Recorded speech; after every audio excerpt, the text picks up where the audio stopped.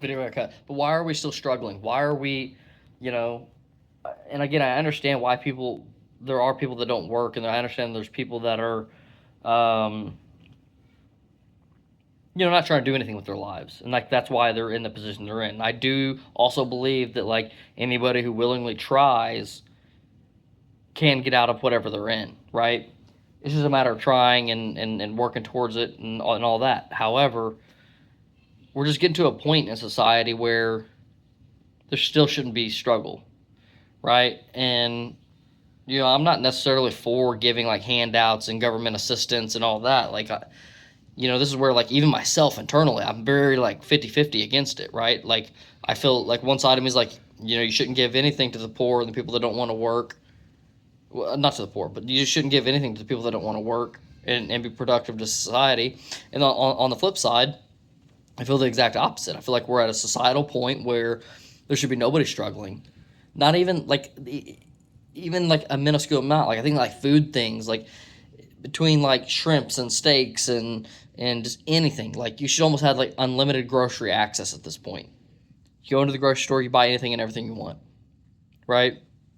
Make it like a just your normal like EBT card or whatever it is, and yeah, or even if it's not unlimited, maybe you need to limit it just so people don't waste.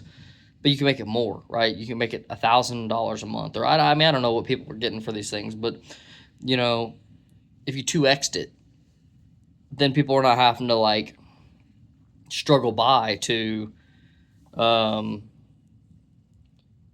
with just those services, right? Yeah, I don't know. We're at a very pivotal point in society, and I think that we almost have to rewrite. It's either naturally going to happen, but we need to rewrite the way we are planning our future. We need to rewrite the way that we are living as humans.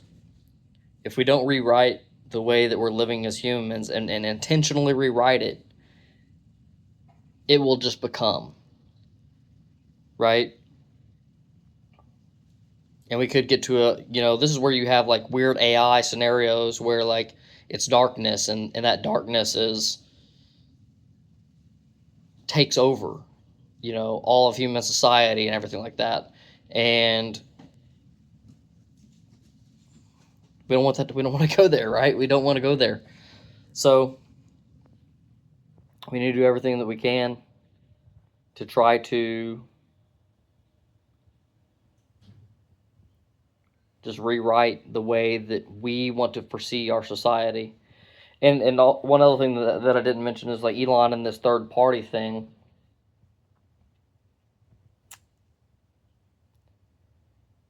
I think we need something like that. I think we need a third party or we need parties that have principles. Like legal principles. Meaning, like let's say for instance, I'll say like a Republican or something. Or let's say this new party. Okay? We'll use this new party. And we'll say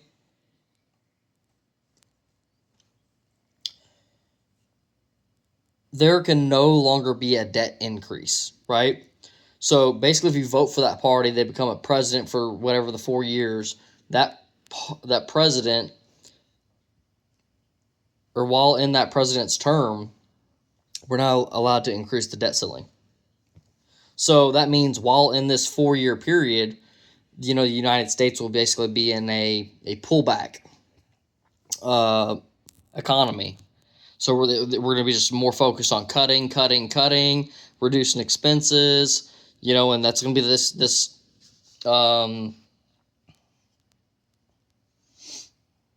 that's what you're going to get this entire term is just refining on the economics of the country, right? And it being law based where they're required to make so much amount of cuts. They're required to, I'm trying to think what else may be there. They have a maximum debt ceiling they can increase. So point being is they would be restricted. So that way the the government would have like that yin and yang, because we've lost the yin and yang in our government, which is the Republican and the Democrat. And I'm okay with us just having the two parties too. The issue is now there's not a yin and yang. You know, the Democrats raise our spending, the Republicans raise our spending, back and forth, back and forth, back and forth. So who's doing the reduction, right? Who's the reduction? Who's doing the cleaning of house? And you know, this is not happening, and this is what's going wrong with our country. Is we're not operating it as a business. I don't even know how we're operating it at this point. I think everything's just scratching people's backs, and that's really the only reason to become in politics, is to get your back scratched and somehow benefit yourself and your other businesses that you have going on. I think this is the number one issue, is that like all these different things get signed, and it's like they just add complications, the different subsidies. Like, why does oil and gas have subsidies? Why did we just remove them from electric? Like we should just remove all subsidies. Or we got to subsidize in a way that's for the people as well. Like, it ain't even just about oil and gas, ain't about electric vehicles, ain't about none of those things. It's about subsidizing an economy that we have to have. Right? For example, like this is one thing kind of on the Tesla side of things, like battery storage, right? Think about how bad it would be if we all lost power for a week, a month. They even discussed this. Like whenever we went through COVID, it was a huge thing. Like if we lose power, or if people are not working or whatever it may be, right? It only takes like 1 month, 2 months before basically the world goes to complete chaos, right? How do you prevent that? You have grid level battery storage. You have things like solar that generate electricity pretty much autonomously. You don't need somebody there to service anything. It just generates power, stores the power, and offloads it to the grid, or doesn't offload it to the grid on an autonomous system. So, and that's something that could be done at any type of scale. You could have citywide ones where you have like every single city has their own plant, like a battery storage plant and a solar plant. You could have neighborhood wise. So like there's basically each individual neighborhood has its own ability to drop power to the neighborhood. You could do subsidies for each individual house, and each individual house has something like the Tesla power walls. That would work for residential. You'd still need to do something similar for like grocery store, or industrial, commercial, for grocery stores. But these are the things that should be subsidized, right? Because why in today's age? Like, if it was catastrophic and like half of the Americans lost their lives, or half the people in the world lost their lives, because why? Because we didn't have battery infrastructure to make sure that we have battery backups, and that we make sure that our food don't go bad, and our grocery stores, basically when our grocery stores lose power.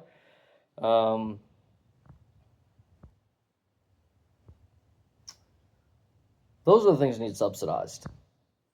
The things that really protect us on like a national security level.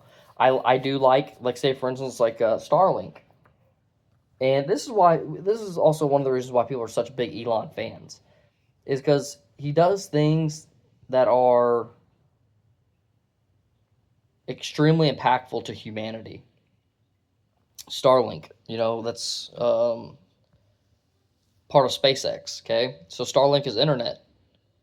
It's everywhere now. Or it's not everywhere now, but it's getting everywhere. I mean, now it's in remote countries. It's in places that never even had internet, and now they can just have Starlink. So this is something that's bringing internet connectivity around the globe. So at some point in time, we'll be able to go pretty much anywhere on Earth and be able to have internet access, which is a huge deal, especially for people who just don't have internet access. And yeah. You can't really even understand that until you just don't have internet access. But that's another thing that could be subsidized, just because like having total global internet access is probably important, right? Having internet access out in the sea is probably important because there's probably still gray periods now where you know a ship is traveling across sea and you don't get much communication with it, or you have to do it through CB radio, but it's not internet based. Maybe a GPS tracker, um, but yeah, not having pure internet connectivity. And also the people that are on those boats for maybe a month at a time, 2 months at a time, may or maybe not able to speak with family members and stuff like that. But I don't know. These are just like societal things. Like if we're going to subsidize something, it needs to be something towards the overall improvement of individuals' lives, and pretty much nothing else. You know what I mean? Like if our government wants to subsidize and pay for something, and when I say subsidize, I mean the same way that like a subsidy could also be the same way our taxes are set up, where like some of our tax dollars go towards like road infrastructure. That's something that's kind of like subsidized, right? The government basically takes our money and then they deploy that money towards like roads. Now, I don't think that they do that efficiently. I think that technology is way behind. I think you need somebody like an Elon Musk to come in and disrupt it and make it to where like our roads are more resilient, so we're not having to do road work you know, every year, every 2 years, like we're always redoing roads, right? Why? We're either not planning far enough ahead into the future. We're not building roads with with strong enough pavements. And I know somebody that used to actually be a road engineer, and literally different cities will have to kind of like pay and pick and choose whether they buy a concrete that lasts 3 years or 6 years. Why? Why? You can't tell me for the cost that it takes for you to do all that work that whatever the longest option is not the best option, right?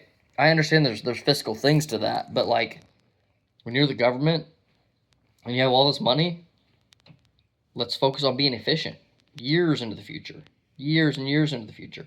I don't even think asphalt roadways are the way anymore. I think we need some type of like solar glass type of roadways where like they're pretty much indestructible and almost never need to be replaced. And they also like are able to be like our solar for our infrastructure. If every single roadway was made with like solar underneath the road or something, then that would be probably more than the amount of solar that we need for the entire country. I mean, especially if you like covered parking lots and everything like that. Um, and people talk about like solar heating things up. Well, the black asphalt's already heating things up. So at least if we're gonna heat things up with black asphalt, we might as well heat them up with a solar panel and um,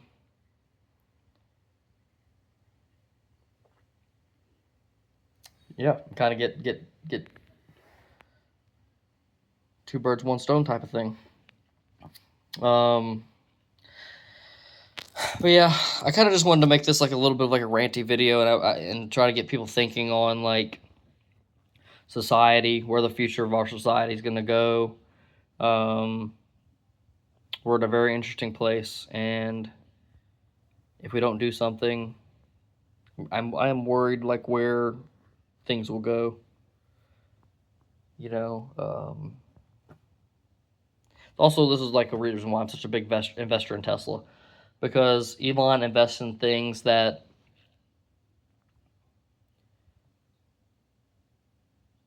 are the future, and they're super efficient, right? They add so much value.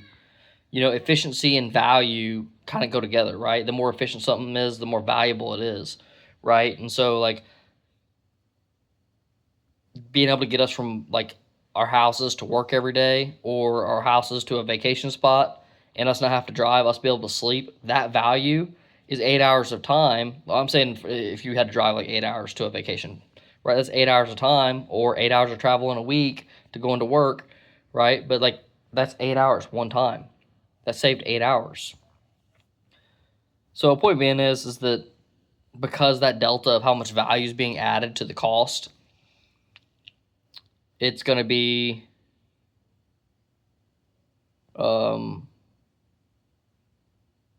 it's just going to capture the market share, right? I almost look in a sense like Tesla being government, and to some degree like Elon's company being government, because if like Elon said whenever he left Doge or whatever, he said, I'm not going to be able to cut enough